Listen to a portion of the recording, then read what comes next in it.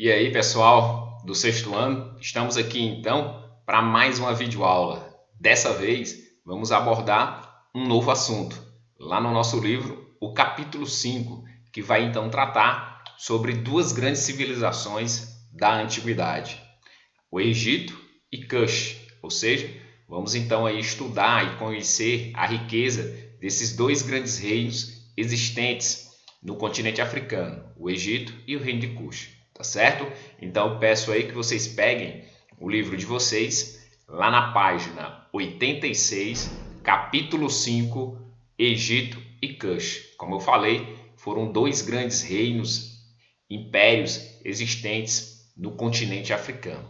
Tá bom, pessoal? Então vamos lá, vamos estudar esses dois grandes reinos. Antes de nós estudarmos, pessoal, a gente tem que começar a falar para vocês alguns conceitos básicos que vão ser importantes para o nosso estudo desses dois reinos, mas também para o estudo de civilizações da antiguidade que nós iremos ver, estudar em outros capítulos. Ou seja, no continente africano, assim como em outros continentes, assim como em outras regiões, ali no período antigo, existiram organizações sociais e políticas conhecidas como aldeia, cidade-estado, reino e império.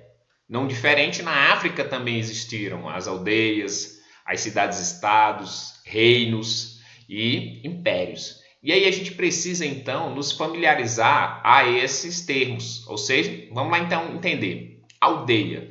Aldeia, de uma maneira bastante simples, é nada menos nada mais do que uma organização social composta geralmente por pessoas com o mesmo grau de parentesco, aonde a pessoa mais velha era a líder da aldeia. Consequentemente, comandava as terras, distribuía elas a quem de interesse, assim como também liderava guerreiros em períodos de conflito. Lá na antiguidade, bem no início da antiguidade, vários povos vão se organizar inicialmente em aldeias e, consequentemente, vai ser muito comum as disputas por terras. Vai sempre existir o crescimento populacional, o número de pessoas vai crescer, consequentemente, vai se necessitar de mais terras para atender a produção agrícola e, consequentemente, o consumo desse número de pessoas. Então, era muito comum na antiguidade, inicialmente, os conflitos territoriais, ou seja, os conflitos por terras. Então, uma das missões desse líder dessas aldeias era então chefiar um grupo de guerreiros, consequentemente, para impedir conflitos, para também conquistar terras, tá certo? Já as cidades-estados, elas foram nada menos nada mais do que cidades realmente, só que independentes, autônomas em relação umas às outras. Então, algumas aldeias elas vão se unir, elas vão se tornar cidades, só que essas cidades elas não vão se unir formando um reino. Essas cidades elas preferiram viver independentes uma das outras. E nessa situação, então, essas cidades ficam conhecidas como cidades-estados. Lá na frente, quando nós formos estudar a Mesopotâmia, os sumerianos, um povo que viveu na região mesopotâmica, eles se organizaram em aldeias e evoluíram para cidades-estados e viveram sempre em cidades-estados. Na Grécia, uma das principais civilizações que vamos estudar esse ano, eles também nunca evoluíram para reino, para império. Eles iniciaram como aldeias e evoluíram para cidades-estados, parando por aí, ok? Então, cidades-estado são então cidades independentes, autônomas uma das outras. Então, um conjunto de aldeias formando uma cidade, mas autônomas, independente uma das outras. Cada cidadezinha vai ter um líder, ok? Já no reino, você pode perceber que vai ser a reunião de várias aldeias ou cidades, ou cidades, consequentemente tendo um líder com autoridade sobre todas essas aldeias e cidades, ok? Então, já reino é nada menos nada mais do que um território muito maior, consequentemente tendo uma pessoa apenas comandando todas essas aldeias e cidades, ok? Já império.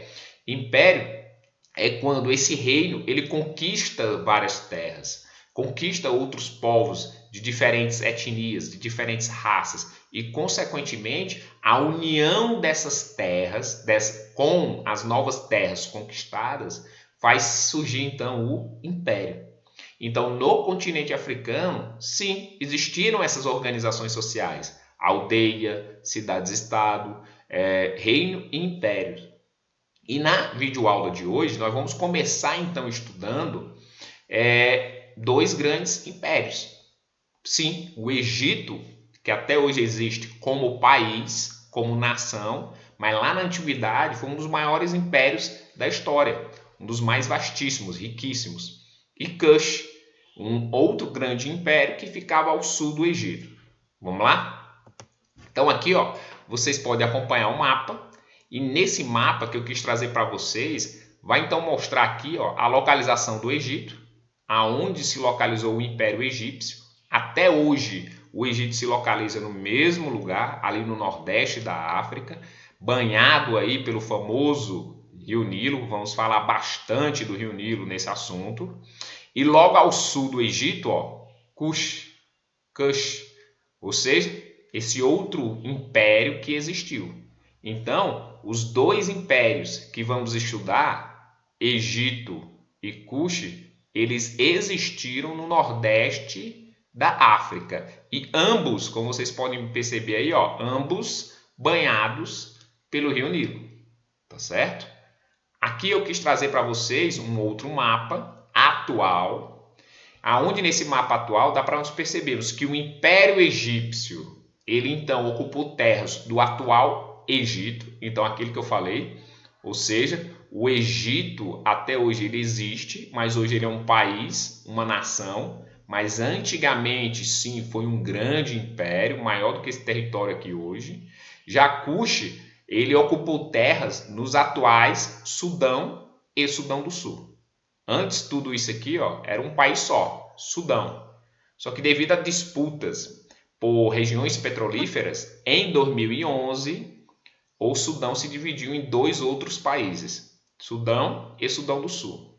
Então aqui essa região é conhecida como a região da Núbia. Então Kush, esse outro império ao sul do Egito, ocupou essas terras aqui, ó, do atual Sudão e Sudão do Sul. Então aqui é só uma parte geográfica para nós termos noção de onde localizaram-se esses impérios e vamos estudá-los. Sendo que então o primeiro que vamos estudar é o famoso Egito.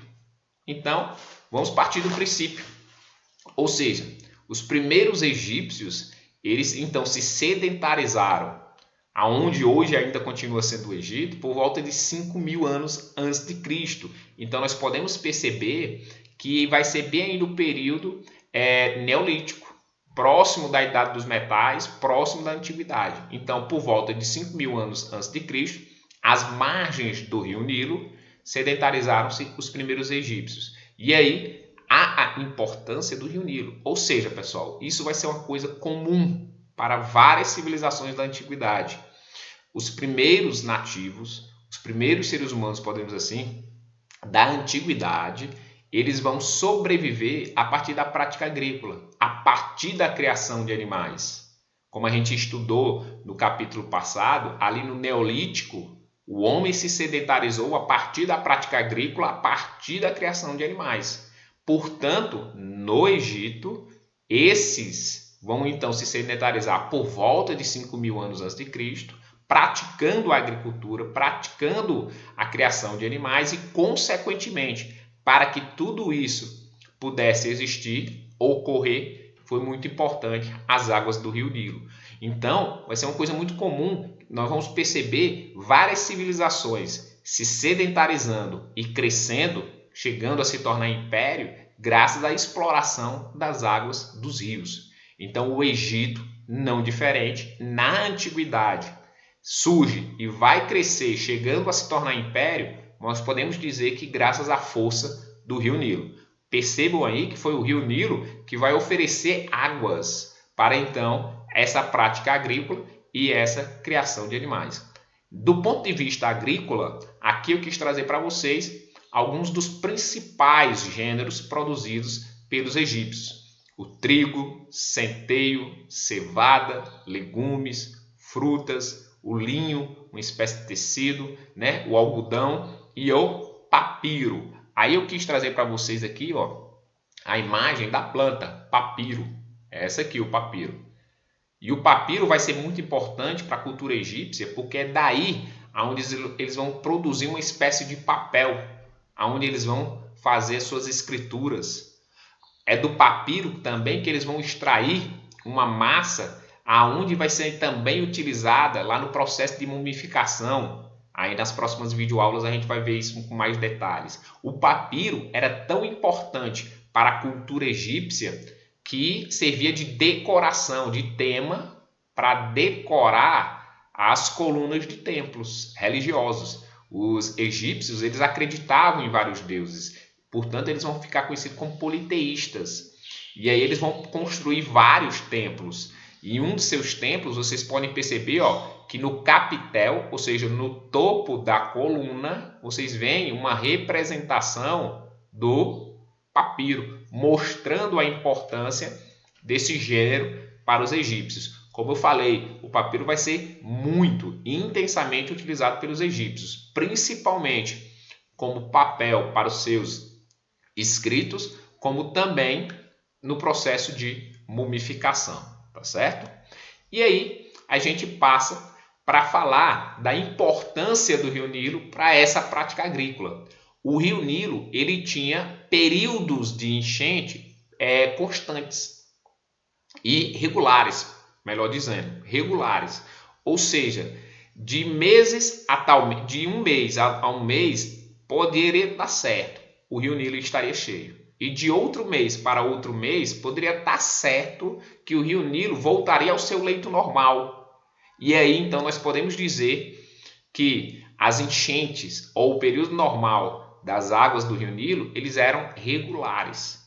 E isso aí facilitava a prática agrícola por parte dos egípcios, propiciava uma prática agrícola intensa e regular pelos egípcios. E aí a gente vê, então aqui, a gente vê que de junho a novembro era o período então em que as águas do Rio Nilo elas se elevavam, consequentemente transbordava o leito do Rio Nilo, alagando as terras vizinhas. Consequentemente, ficava ali proibido, podemos assim dizer, ou impraticável a agricultura.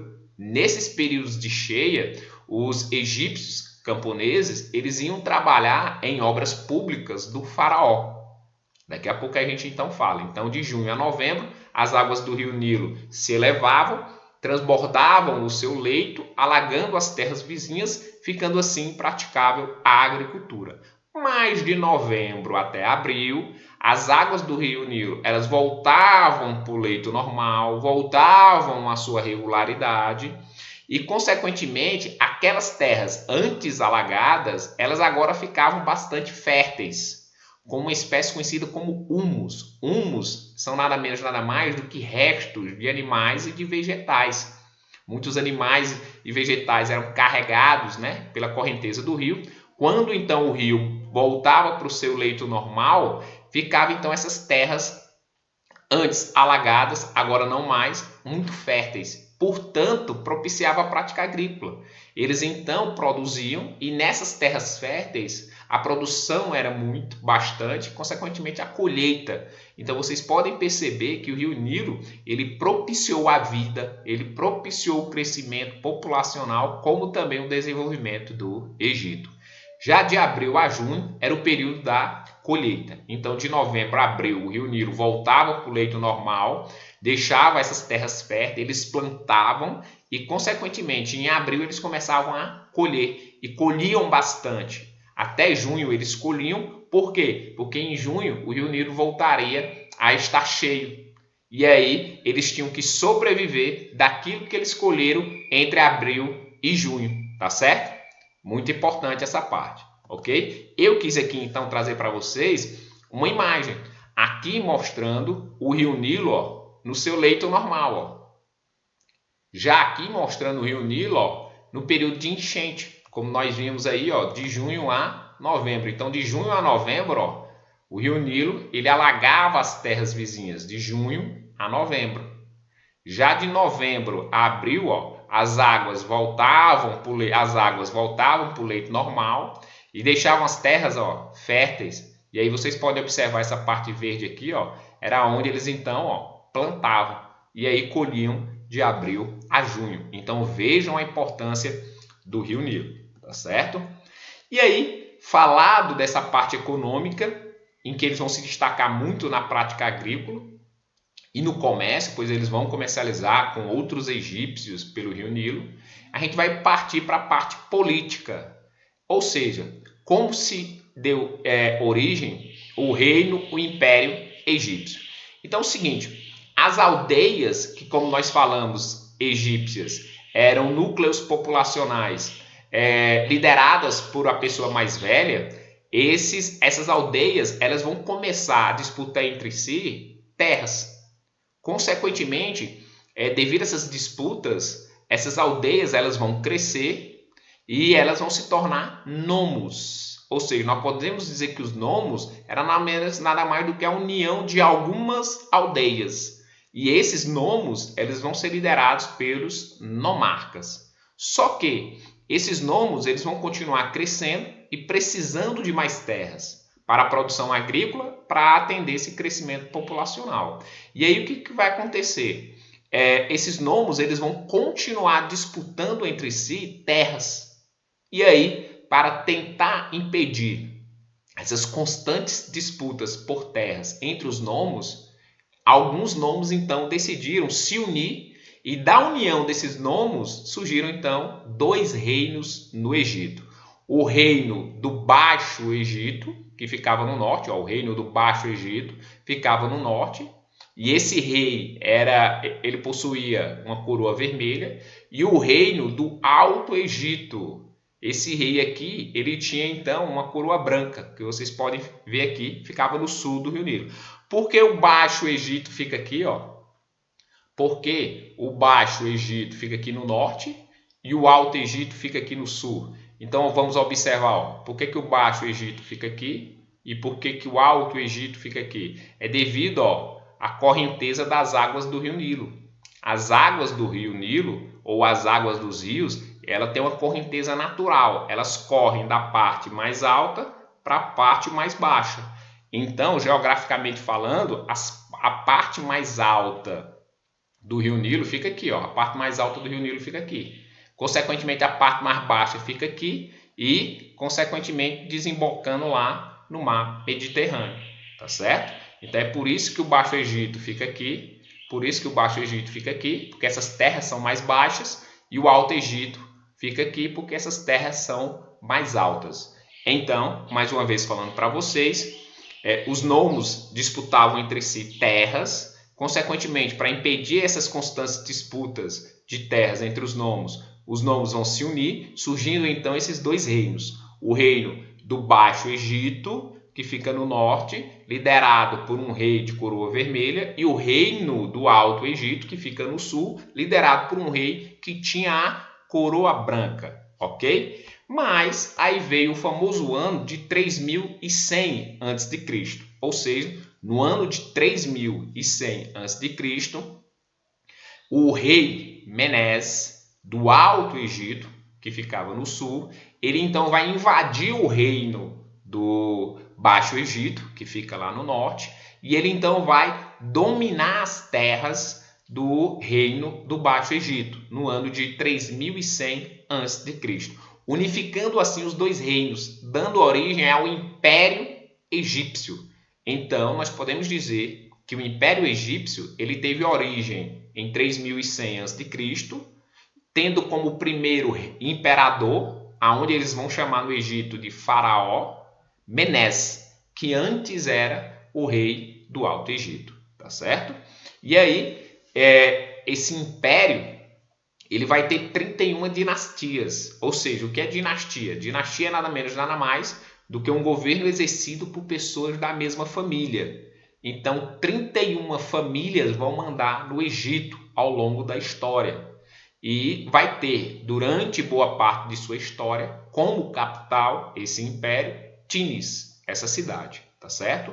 E o Menes, curiosidade, né? E o Menes, quando ele se tornou faraó em 3100, ele uniu os dois reinos para então fazer surgir o império. Ele também uniu as coroas, ou seja, a coroa vermelha representando a liderança, né? Representando a sua liderança do norte, e a coroa branca representando a sua liderança do sul. E é muito comum nas coroas terem a serpente. Se você pesquisar, a serpente na cultura egípcia representava poder. Então, representando aí o seu poder, tá certo? E aí vem a periodização. Lá no livro de vocês, na página 90. Na página 90 tem aí a periodização, ou seja, a divisão da história do Egito. Nós podemos dividir, para facilitar o estudo da história do Egito, em 3 períodos: Antigo Império, Médio Império, Novo Império. Vocês percebam que entre o Antigo e o Médio Império, lá no livro de vocês, tem um famoso período intermediário. E entre o Médio Império e o Novo Império tem um outro período intermediário. Esses períodos intermediários foram períodos em que os egípcios estiveram sob domínio de outros povos, ou seja, foram períodos em que estrangeiros dominaram o Egito, tá certo? Então, o Antigo Império, ele começa aí por volta de 2680 a.C. e se estende até 2180. Durou aí então cerca de 500 anos o Antigo Império. E é nesse período em que eles vão expandir suas terras e, consequentemente, para representar esse poder que eles tinham, eles vão construir grandes obras. Ou seja, o faraó egípcio, os faraós egípcios desse período, para representar todo o poder que eles tinham, eles então vão comandar a construção de grandes obras, como pirâmides, canais, diques. Eles também vão comandar a construção de templos. Então, vão ser as principais obras que esses faraós vão coordenar durante esse período. Eu trouxe aqui para vocês a imagem das 3 maiores pirâmides do Egito. Ou seja, essas pirâmides que ficam aí no território de Gizé, no norte do Egito. As famosas pirâmides de Quéops, que é a maior pirâmide, né, do mundo, Quéops, a de Quefren e a de Miquerinos. São as 3 maiores pirâmides do mundo. Ficam lá no território de Gizé, no norte do Egito. Elas foram construídas no Antigo Império, a mando da 4ª dinastia, ou seja, a 4ª família que comandou o Egito no Antigo Império já mandou construir as suas pirâmides. Mais tarde a gente vai entender o significado dessas pirâmides, tá certo? E aí vem o Médio Império. Já o Médio Império é o período em que os egípcios, né, expandiram seus territórios, expandiram suas terras para o sul, e quando eles expandem suas terras para o sul, tiveram contato com os núbios, ou seja, com o rei de Cush. E aí eles então vão ter uma intensa atividade comercial, tá certo? Ou seja, eles vão comercializar intensamente, os egípcios vão comercializar intensamente com os cuxitas. Só que, por volta de 1780, o Egito vai sofrer a invasão dos Hicsos, dando início aí a um período intermediário. Ou seja, esse povo, os Hicsos, vindo aí da Ásia, da Europa, invadem o Egito e dominam em 1780 e vão escravizar os egípcios por 170 anos.